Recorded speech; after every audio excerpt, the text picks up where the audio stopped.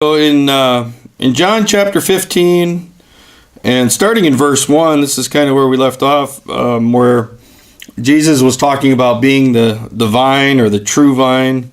I have the New International Version.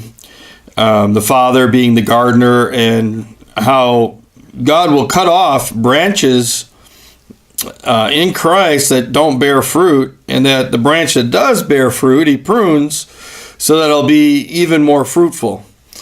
Any of you familiar with pruning? You have like fruit trees and stuff, and you prune them, and you know what happens when you prune something? You know what it does?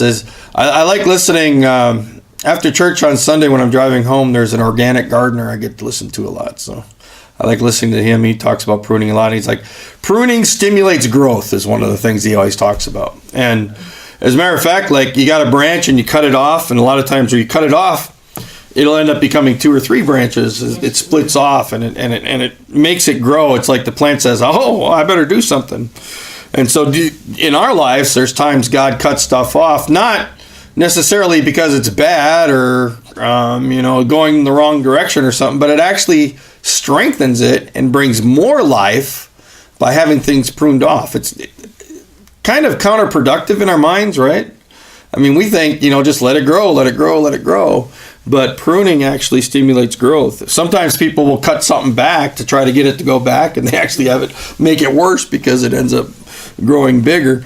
But that's the idea of the pruning and the thing that God does in our lives. Another thing that happens with some of the fruit trees and things like that, sometimes you have to prune out some of the branches because it has so many that it doesn't get a good airflow.